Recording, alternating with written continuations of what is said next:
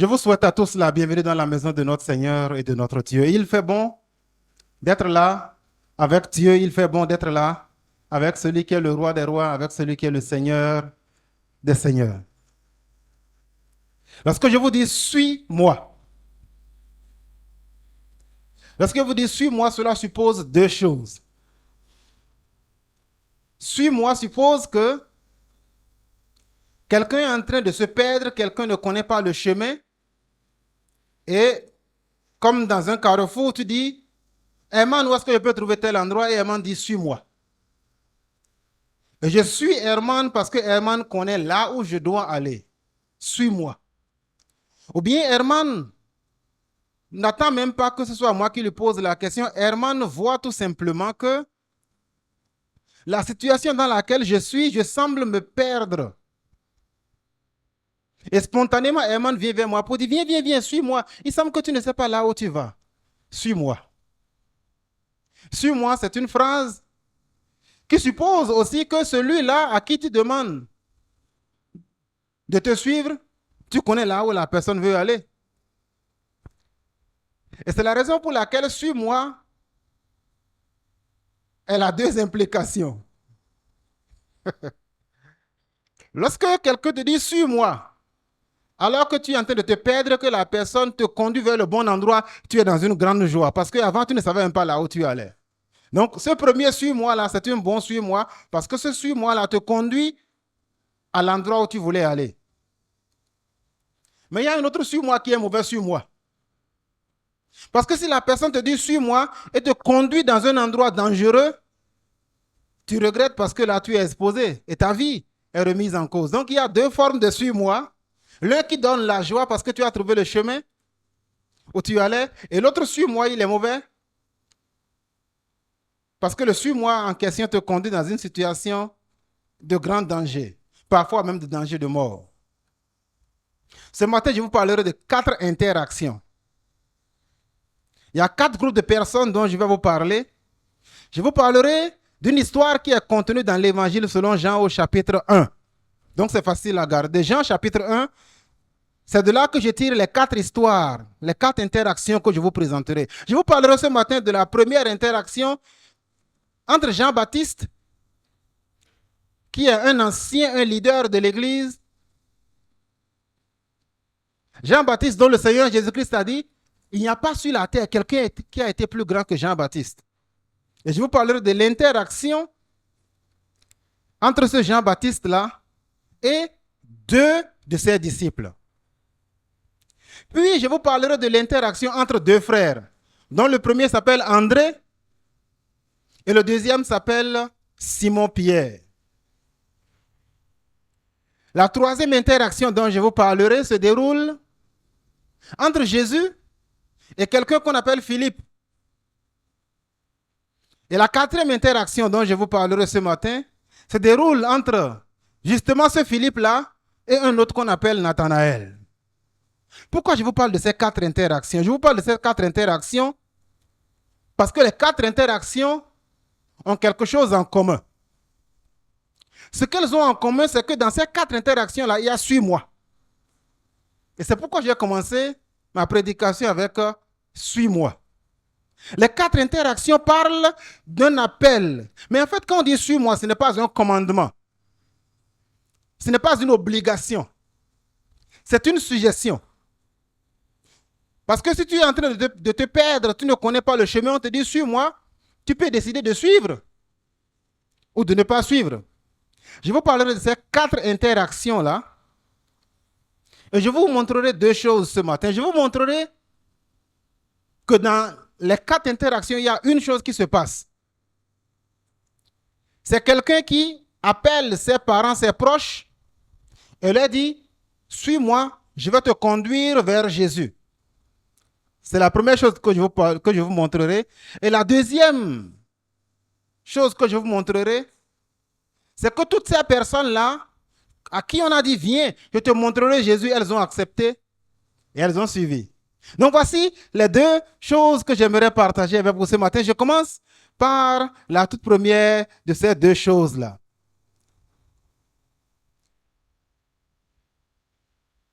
Invite tes proches à suivre Jésus. C'est facile, hein? Et comme j'ai dit, nous restons dans l'évangile selon Jean au chapitre 1. Invite tes proches à suivre Jésus parce que Jean-Baptiste a invité ses proches à dire suivez Jésus. André a invité ses proches à dire suivez Jésus.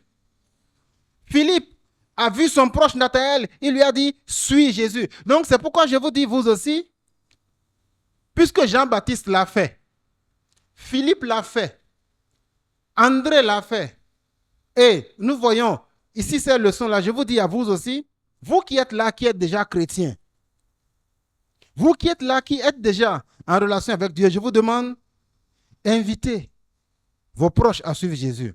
Imitez ces 4 personnages. Je vous montre comment est-ce que ces 4 personnages-là ont interagi en demandant à leurs proches de suivre Jésus. Nous restons dans l'évangile selon Matthieu et selon Jean, comme je vous ai dit. Et je vous lis seulement 2 versets. Les versets 35 et 36. Jean, chapitre 1, versets 35 et 36, il est écrit. Le lendemain, Jean était là encore avec 2 de ses disciples. Il vit passer Jésus et dit, voici l'agneau de Dieu. C'est aussi simple que ça. Jean était là et il voit Jésus passer. Il dit, c'est lui, voici l'agneau de Dieu. C'est tout ce que Jean a dit. Est-ce que tu es capable d'imiter Jean? Oui, c'est possible. Invite comme Jean-Baptiste tes frères et tes proches à suivre Jésus. En vérité, ce que Jean a dit se limite à cette phrase-là. Voici l'agneau de Dieu. Il n'a pas dit voici un agneau de Dieu comme s'il y avait plusieurs. Non, c'est l'unique. Vous savez, supposons que vous avez les maux de ventre et qu'en réalité vous souffrez d'ulcère. Et on vous dit non, c'est rien de grave, continuez pas à manger piment comme d'habitude. Parce qu'on ne veut pas vous faire peur. Ou bien que tu as, comme l'a dit un de mes anciens au Britannique, on jouait au foot.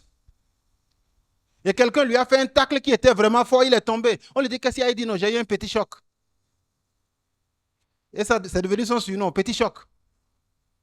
Parce qu'il ne voulait pas nous faire peur, il dit non, j'ai eu un petit choc. En réalité, il avait un déboîtement de l'épaule, il l'a laissé plâtrer pendant des mois.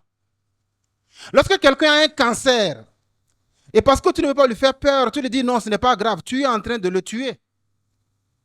Tu es en train d'accélérer sa mort. Parce que en banalisant le mal qu'il a, en voulant l'apaiser, tu ne lui donnes pas le temps de prendre le soin de commencer par se traiter à temps. Lorsqu'on dit que Jésus est l'agneau de Dieu, l'article défini là, c'est comme si c'est extrémiste. C'est comme si c'est manque de tolérance. Non, ce n'est pas un manque de tolérance. Si j'ai le cancer, je préfère qu'on me dise que j'ai le cancer et que je commence par me soigner, plutôt que de me dire non, en réalité, la douleur que tu sens dans ton sein là, non, c'est un abcès. Non, c'est les acnés qui sont sortis là, parce que tu ne peux pas dire à la personne qu'elle a un cancer. Elle va mourir du cancer du sein. Jésus est le seul agneau de Dieu. Oui, on peut se demander pourquoi est-ce qu'on compare un homme à un mouton. Parce que agneau, c'est mouton. Pourquoi Jésus est devenu mouton? Mais on n'a pas dit que Jésus est un mouton, on a dit que Jésus est l'agneau de Dieu. En réalité, nous sommes tous atteints d'une maladie qui est plus grave que le cancer. Et cette maladie-là, elle s'appelle péché. Et la conséquence de cette maladie-là, c'est la mort garantie. Et depuis le commencement de l'histoire de l'humanité, nous avons parlé le dimanche surpassé de comment est-ce que Noé a été prié par Dieu de construire un bateau pour sauver le monde. Et à un moment donné de l'histoire des hommes, Dieu a dit, puisque les fautes et les péchés que vous commettez sont graves, ce que je vous demande, c'est de faire en sorte que vous ayez la possibilité d'être racheté. Et quand quelqu'un commettait une faute, on lui disait, au lieu que toi tu meurs, prends un mouton, prends une tourterelle, prends un animal et l'animal meurt à ta place afin que tu aies la vie. Désormais, tu n'as plus d'animal à tuer à cause de tes péchés. Jésus est l'agneau de Dieu qui enlève le péché de ta vie. Jésus est l'agneau de Dieu qui enlève le péché de ta situation. Et c'est ça que Jean-Baptiste disait. En réalité, Jean-Baptiste ne s'est pas accroché à ses privilèges. Parce qu'en disant, voici l'agneau de Dieu à ses disciples, il y avait le risque que les disciples là s'en aillent et qu'il ait moins d'élèves. Lorsque tu vas dire, peut-être à quelqu'un, que Jésus est la seule solution, tu peux perdre son amitié. Tu peux dire cela à un oncle, à une tante. Tu peux perdre l'amitié de la tante, il n'y aura plus de l'argent qu'on va te donner. Lorsque j'étais au début de ma carrière militaire, j'ai dit à un chef militaire à qui j'ai écrit une lettre et je lui ai mis un traité dedans. Pour lui dire, patron, je sais que vous cherchez Dieu, mais le Dieu que vous cherchez, la manière dont vous cherchez Dieu là, ce n'est pas la bonne manière. Il fallait être audacieux et courageux. Il a lu la lettre et il m'a appelé dans son bureau. Ce jour-là, j'ai failli faire dans ma culotte. Parce que je n'étais encore qu'un petit sergent. Il dit, donc c'est toi qui vas m'expliquer la foi chrétienne. Oui.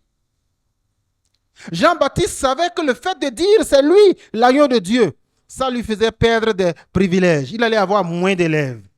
Mais je veux te dire comme Jean-Baptiste, n'hésite pas. Tu aimes ton père, tu aimes ta mère, tu aimes tes parents, tu aimes tes amis. Mais même si à cause de cela, cet ami-là, tu ne seras plus avec lui. Même si à cause de cela, ce frère-là, tu ne seras plus avec lui. Même si à cause de cela, la relation avec ton papa va se brouiller. N'hésite pas. Ça, c'est la première interaction entre Jean-Baptiste et ses disciples. Regardons la deuxième interaction. Elle a lieu toujours dans l'évangile selon Jean. Je vous lis les versets 40 et suivants. Ne te cache pas. Ose dire à ton proche parent, à ton proche ami, que Jésus est l'unique chemin. Nous lisons, comme je vous ai dit, les versets 40 à 42. Il est écrit, André, le frère de Simon-Pierre, était l'un des deux qui avait entendu les paroles de Jean et qui avait suivi Jésus. Il rencontra d'abord son frère Simon et lui dit, nous avons trouvé le Messie, ce qui correspond à Christ. Il le conduisit vers Jésus. En fait, ce que ici nous voyons André faire, c'est quelque chose de formidable. André dit à son frère, nous avons trouvé. Ça veut dire qu'ils cherchaient ensemble. Tu as des camarades qui sont en train de chercher Jésus. Tu as des parents qui sont en train de chercher Jésus et qui ne l'ont pas trouvé. Mais toi, tu as trouvé Jésus. Pourquoi tu gardes l'information pour toi? Pourquoi tu ne révèles pas? Pourquoi tu ne partages pas ça? Jean-Baptiste avait dit à André et à un autre, Jésus est l'agneau de Dieu. Lui, il a entendu ça. Et dès qu'il a entendu ça, il n'a pas gardé l'information pour lui. Il est allé voir son frère, son petit frère ou son grand frère, je ne sais pas. Mais il va voir Simon. Il dit, Simon, viens. Nous avons trouvé Jésus que nous cherchions avant là. Le Jésus dont on avait parlé depuis. Moi, je l'ai trouvé. En fait, la foi chrétienne, ce n'est pas une secte, ce n'est pas quelque chose de caché. Tu n'es pas le seul qui croit. Dans le monde entier, dans notre fuseau horaire, il y a plein de gens qui actuellement sont en train de célébrer le culte. Et qui ont trouvé et qui ne se taisent pas. Il va voir son frère et lui dit, nous avons trouvé le Messie. Vous savez ce que le Messie signifie? Celui qui a reçu l'onction. Celui qui a reçu le pouvoir. C'est pourquoi dans Matthieu 28, Jésus-Christ dit de lui-même, tout pouvoir m'a été donné sur la terre et dans les cieux. Et c'est parce qu'il a reçu tout pouvoir qu'il est capable de délivrer de n'importe quelle forme d'oppression. Jésus n'est pas seulement l'agneau de Dieu qui efface tes péchés, mais il est celui-là qui est capable de te délivrer, de te libérer de toutes les formes d'oppression et de pouvoir qui dominent ta vie. Que cela soit l'oppression de ton patron, que cela soit l'oppression de ton mari, de ton père, de ta mère, que cela soit l'oppression d'un péché dont tu n'arrives pas à te séparer. Le Seigneur te dit, à travers la bouche de André qui parle à son frère Simon, nous avons trouvé celui qui a reçu l'onction.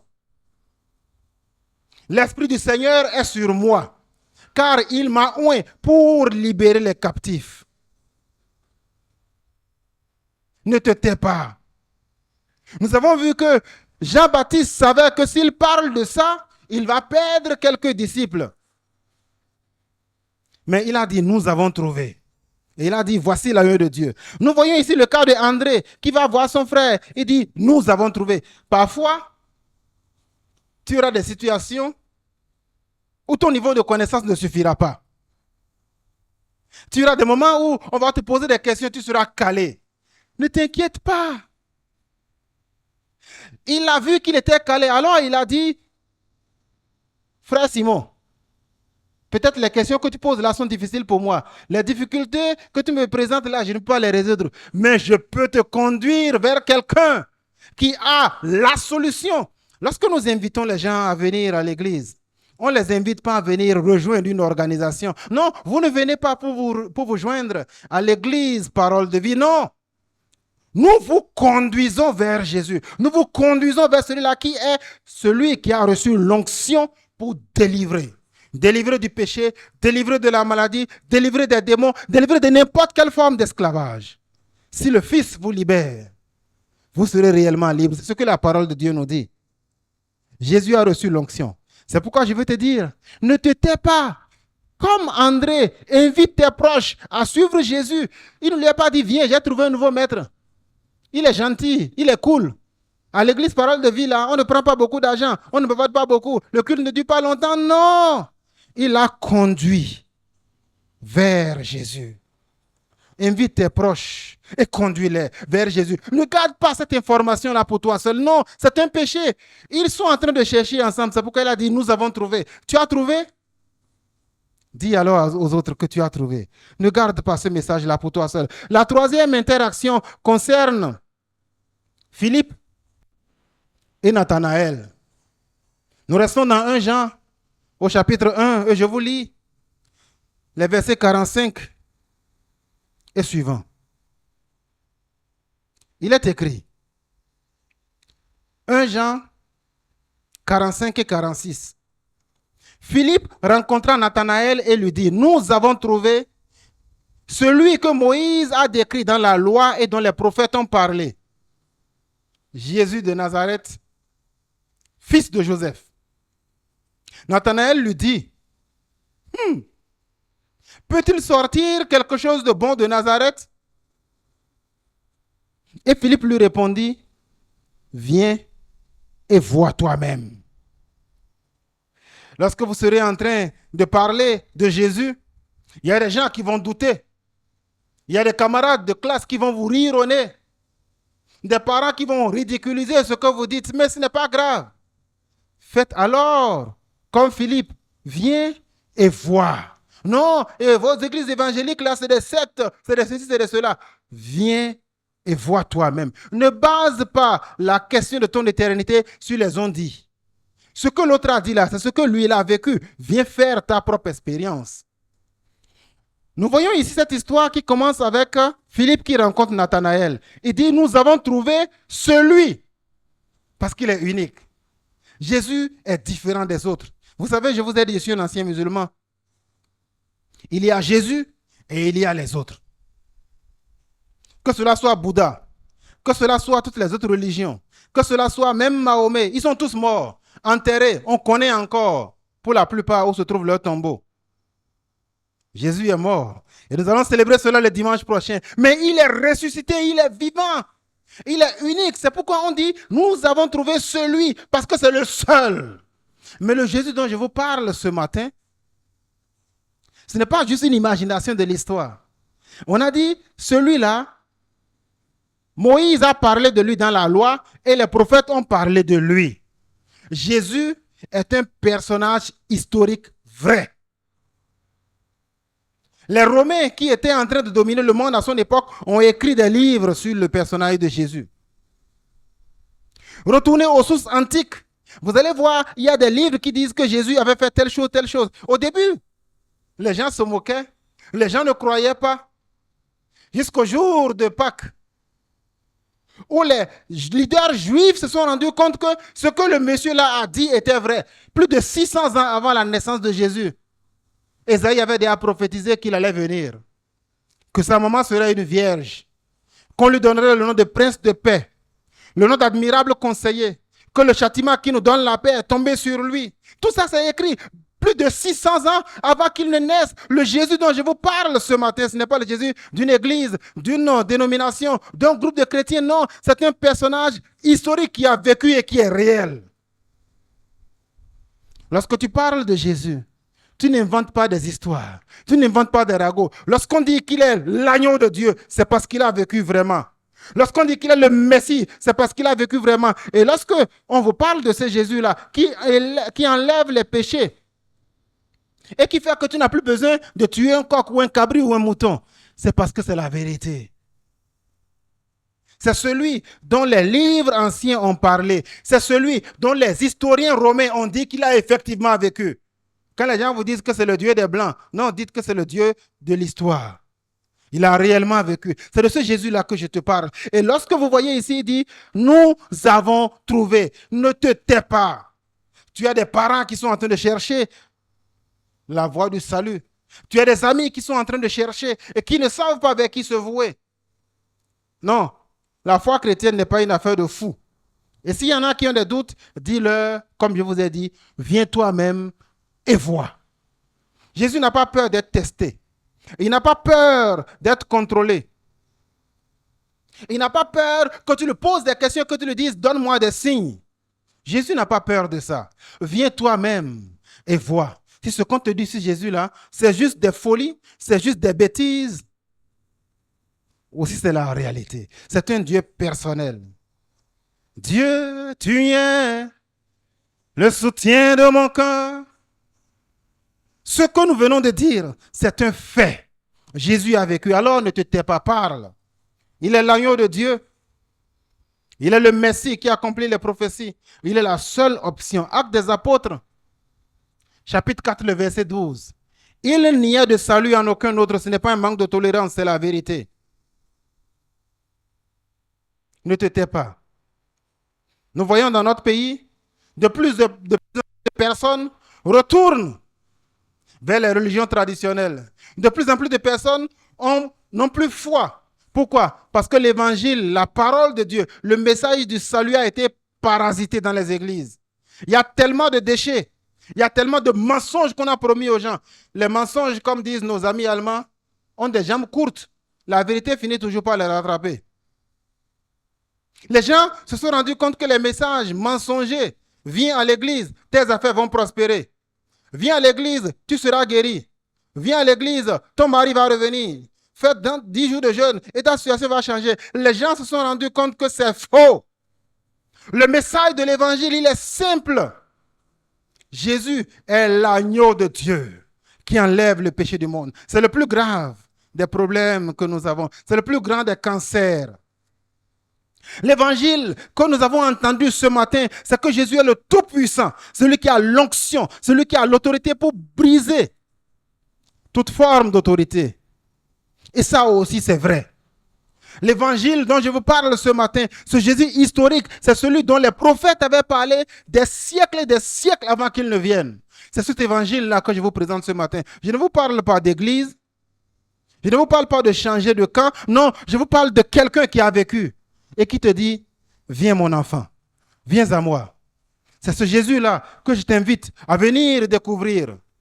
C'est ce Jésus-là que je t'invite à venir entendre.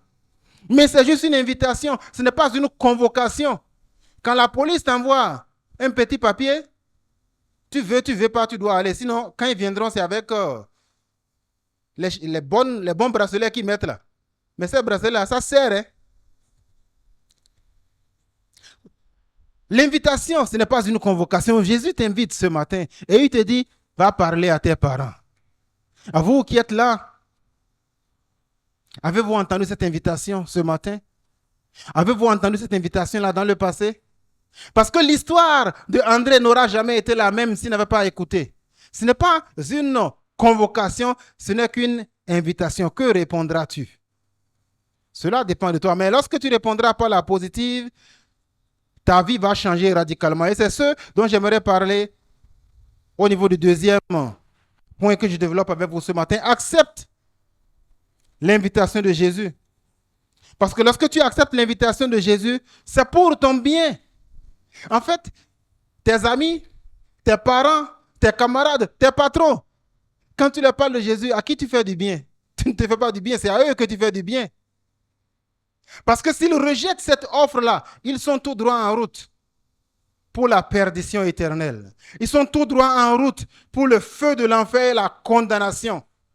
Nous avons entendu le dimanche dernier qu'en ce jour-là, comme l'a dit Apocalypse, la colère de Dieu sera si grande que les gens vont demander à des montagnes de tomber sur eux. Tu es peut-être invité par un proche, par un ami ce matin, et c'est pourquoi tu es parmi nous. Ou bien lorsque tu parleras à un de tes amis, à un de tes proches, parce que tu as entendu ce sermon ce matin, je veux que tu gardes ça en tête et que tu lui dises. Accepte l'invitation que je te fais, parce que c'est pour ton salut. Nous regardons les 4 autres interactions que je vous avais annoncées tout à l'heure. Commençons par la première interaction. André et l'autre disciple. Nous lisons les versets 37 à 39.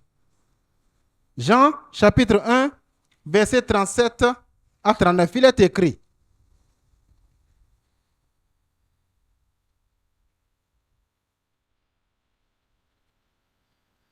Les 2 disciples l'entendirent prononcer ces paroles et suivirent Jésus. Jésus se retourna et voyant qu'ils le suivaient, il leur dit, « Que cherchez-vous » Il lui répondit, « Rabbi » ce qui signifie maître, « Où habites-tu » « Venez et voyez-leur, dit-il. » Ils y allèrent donc et virent où il habitait et restèrent avec lui ce jour-là. C'était environ la 4e heure de l'après-midi. La vie de André et de l'autre n'aurait jamais été la même s'ils n'avaient pas écouté. Vous savez, personne n'aime les dettes.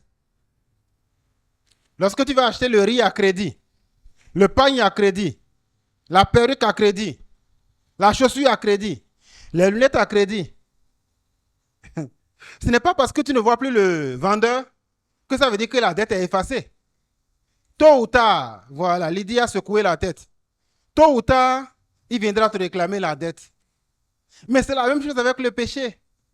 Ce n'est pas parce que tu as oublié ton péché, ce n'est pas parce que tu n'as plus conscience de ton péché que ça veut dire que le péché est effacé. Tôt ou tard, Dieu te demandera de lui rembourser la dette. Et comment pourras-tu rembourser la dette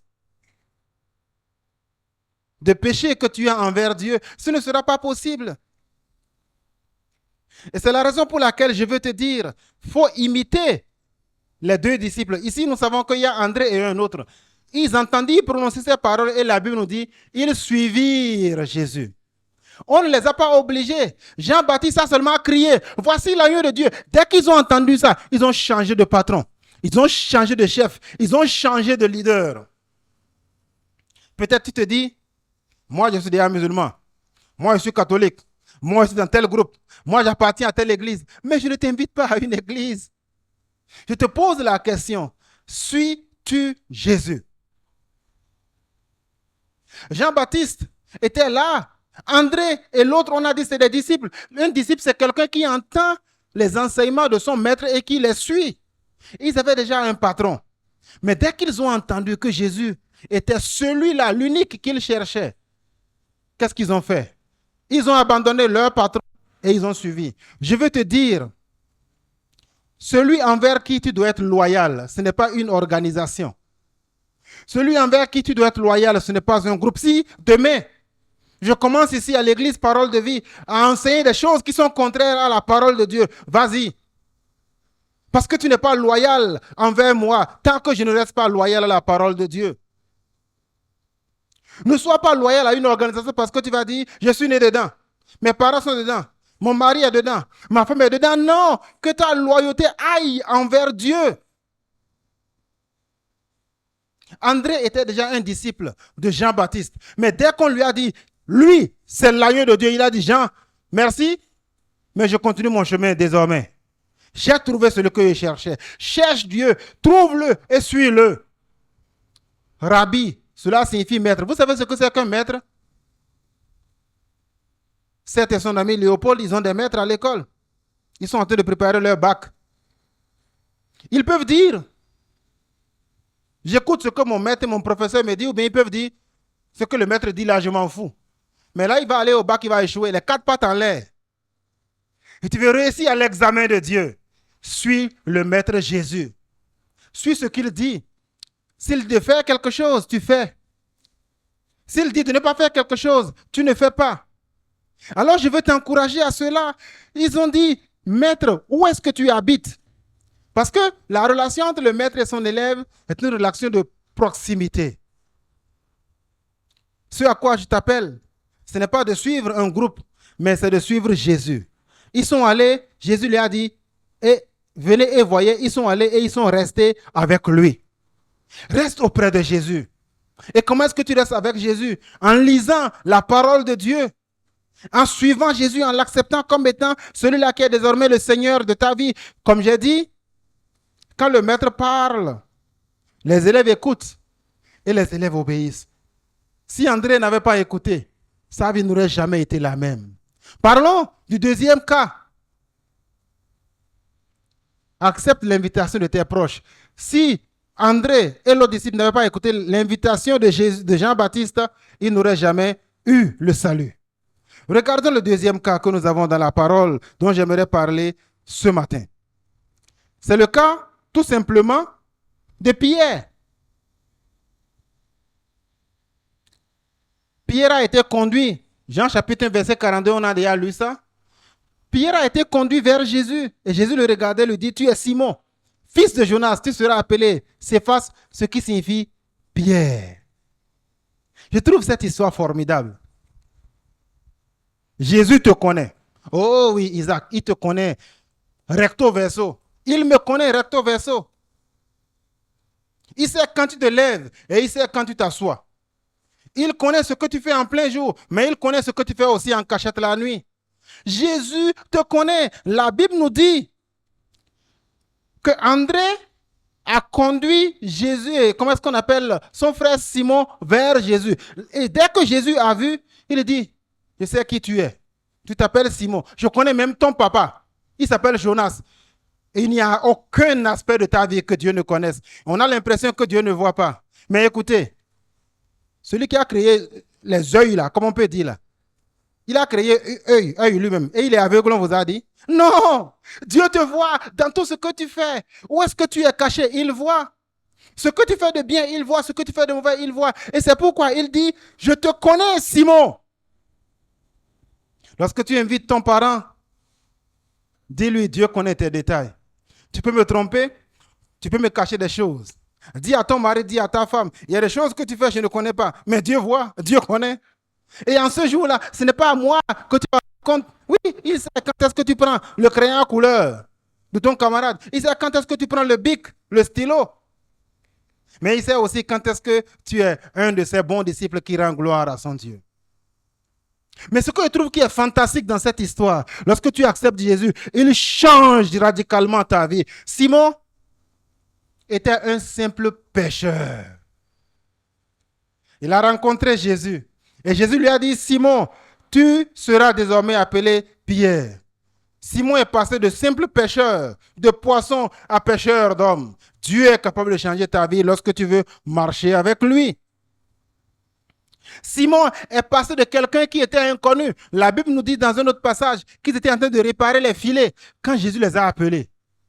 Et Simon est devenu l'une des colonnes principales de l'Église. Nous avons déjà fini d'étudier le livre des Actes des Apôtres et vous connaissez la place centrale que Pierre occupe dans la vie de l'Église. Lorsque le jeudi dernier, le pasteur Eric nous faisait Galates chapitre 2, nous avons vu comment est-ce que Paul disait, ah, quand je suis allé à Jérusalem là, j'ai rencontré Pierre. Hein. Quelqu'un qui était un no-name, un inconnu, est devenu un personnage central uniquement parce qu'il n'a pas méprisé ce que son frère lui a dit. S'il avait dit, oh André, quitte là, il ne serait jamais devenu le Pierre qu'il est devenu. Peut-être quelqu'un t'a invité ici ce matin Mais sache que la personne qui t'a invité, ce n'est pas pour venir me regarder, non. La personne t'a invité pour venir voir Jésus.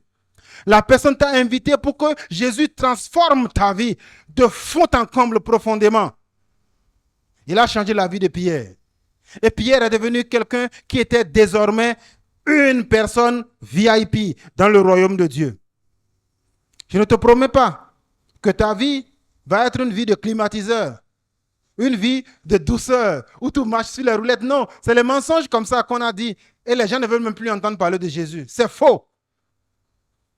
Mais je peux te garantir que lorsque Jésus rentre dans ta vie, elle est transformée durablement et dans le bon sens. Pas dans le sens que le monde appelle bon, mais dans le sens qui aura de la valeur aux yeux de Dieu. Alors, lorsque tu as été invité, sois alors, premièrement, comme André, écoute l'invitation de Jean-Baptiste, sois ensuite comme Pierre, parce que Pierre a écouté l'invitation de son frère André. Troisième chose, nous voyons là, c'est Philippe. Philippe était là seulement quand Jésus lui a dit hey, « Suis-moi ». Suis-moi. Et Philippe a tout laissé, il a commencé par suivre Jésus. Si Philippe n'avait pas écouté le message d'appel, il n'aurait jamais connu. Ce que je trouve qui est formidable dans ces versets 43 et 44, on dit qu'il était de Bethsaïda, la même ville que André et Pierre. La foi chrétienne se vit le mieux en famille. Nous avons entendu dans l'introduction du culte de ce matin, Actes chapitre 16, où 7 disait que la plus grande preuve d'amour que tu puisses donner à ton père, à ta mère, à tes camarades de classe, que tu puisses donner à tes enfants, à tes frères et sœurs, c'est de leur parler de Jésus.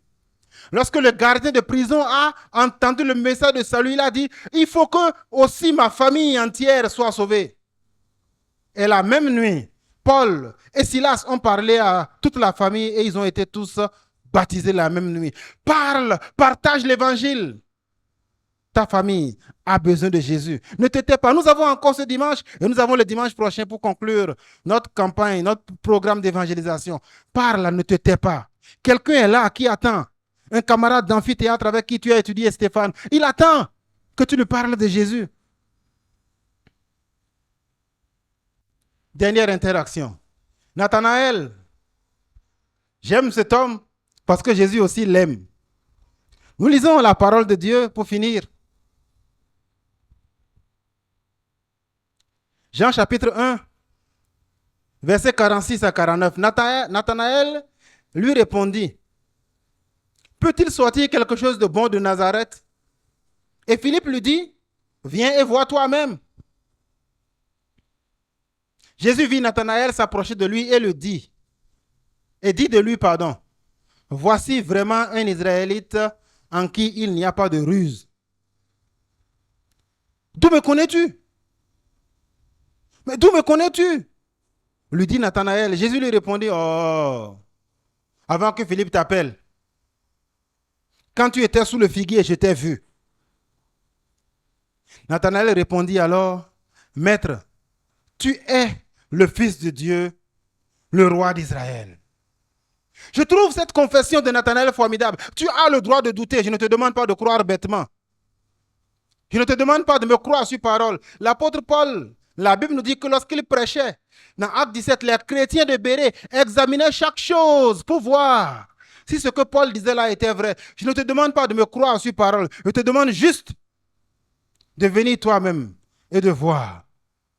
Viens et vois. Ici, nous voyons cette histoire.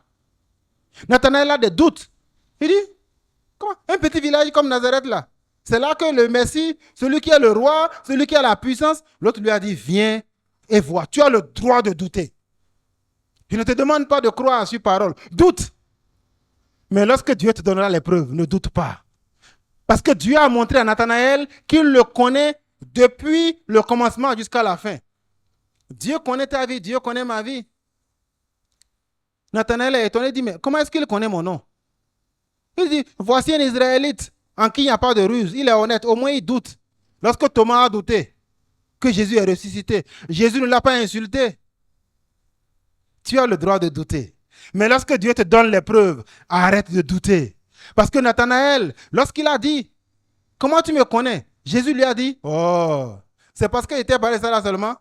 Même quand tu étais au loin là-bas, là, avant que Philippe ne te parle, là où tu étais debout seul, sous le manguier là-bas, là, il t'a déjà vu. Hein? Dieu te connaît dans toutes les positions. Il sait quand tu es à la douche, même quand tu es au WC. Oh, il est là, il voit aussi. Quand tu es sur le Zémédian, dans ta voiture, quand tu es au boulot, là où Dieu te connaît, Dieu te voit. Et dès que les doutes de Nathanaël ont été levés, qu'est-ce qu'il dit? Maître, tu es le Fils de Dieu, tu es le roi d'Israël. Dieu te parle ce matin. Alors écoute-le. Écoute l'invitation de tes proches. Si tu n'as pas invité quelqu'un ici, pose-toi la question, qui vas-tu inviter le dimanche prochain? Qui vas-tu inviter le dimanche prochain? Parce que ces personnes-là, il faut que tu leur dises. Lorsqu'elles viennent, ce n'est pas pour t'accompagner, non, tu viens pour les présenter à Jésus. Le Seigneur t'aime. Le Seigneur veut faire quelque chose pour restaurer la vie d'une personne à travers toi. Nathanaël a dit, tu es le Fils de Dieu. Désormais, tu es mon maître. Tu as le droit de douter, mais quand Dieu te parle, arrête de douter. Accepte que Jésus est le Seigneur. Il est le roi des rois. Il est le sauveur. Et il veut te sauver encore ce matin. J'aimerais que tu retiennes ceci pour conclure. Chrétien, ne te tais pas. Tu as le message du salut. Ne te tais pas. Il y a quelque part un mari non chrétien, une femme non chrétienne, un frère, une soeur, un camarade de service qui attend que tu ouvres la bouche, Florentin. Il attend que tu ouvres la bouche pour lui dire, Jésus t'aime. Il est le Messie. Il est celui-là qui peut pardonner tes péchés. Jésus t'attend. Mais mieux, si tu es non chrétien et que tu es parmi nous ce matin, je te demande de ressembler à André. Lorsque André a entendu le message de Jean-Baptiste, que voici l'agneau de Dieu, il a dit, ah, donc le chemin que je suivais là n'est pas bon. Il a changé. Ta loyauté ne doit aller uniquement que vers Dieu. Ne dis pas, c'est l'église dans laquelle je suis né, qu'est-ce que mon père va dire, qu'est-ce que mon mari va dire, qu'est-ce que ma femme va dire. Non, il a laissé. André a abandonné Jean-Baptiste pour commencer par suivre Jésus. Toi aussi, abandonne la fausse route et commence par suivre Jésus. Deuxième chose, ressemble à Pierre. Pierre n'a pas dit, de quoi, pasteur Eric, quel pasteur Eric? Oui. Quel pasteur Eric? Il n'y a rien là. On sait comment ça a commencé, non? Donc, toi, tu veux parler de Jésus? Non, oui, tu le connais, mais tu ne sais pas entre-temps ce que Jésus a fait dans sa vie. Ne méprise pas celui qui t'a invité au Seigneur. Vous avez eu le bonheur, le privilège de connaître mon ami Gildas, par lequel je suis devenu chrétien aujourd'hui. Si tu es non chrétien, ne sois pas sois comme Pierre. Viens voir toi-même et peut-être qu'il changera ton nom. Jacob, qui était un voyou, est devenu Israël.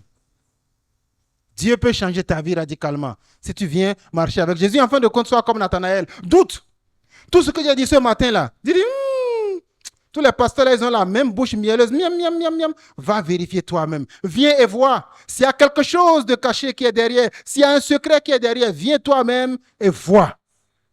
Parce que je sais que si tu viens et que tu vois, si tu vérifies, tu te rendras compte qu'il n'y a aucun secret, il n'y a rien de caché. Qu'est-ce que je te demande? C'est le message que j'aimerais que tu retiennes ce matin. Viens, vois toi-même et suis Jésus. Et si tu le suis, tu seras sauvé. Viens, vois, suis Jésus et je sais que si tu le fais, tu seras sauvé. J'aimerais faire ce chant-là parce que je l'aime tellement. Il s'est sacrifié pour moi. Abdias, veux-tu m'accompagner s'il te plaît au piano? On se lève, on veut faire ce chant-là. Si vous le connaissez, chantez-le avec moi. C'est un chant de Apollinaire Soglo. Parce que Jésus est vraiment l'agneau de Dieu qui enlève le péché du monde. L'agneau de Dieu qui enlève le péché du monde. Il sait